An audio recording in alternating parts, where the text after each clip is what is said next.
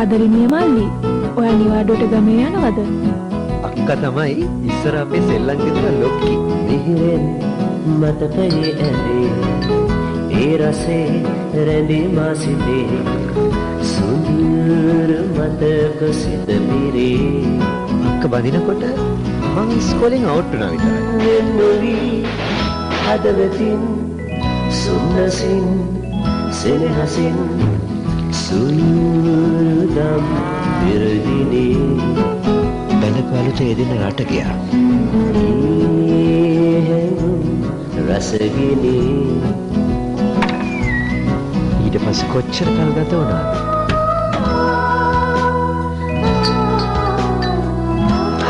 අක්කා මිහිරි මතක හදරදී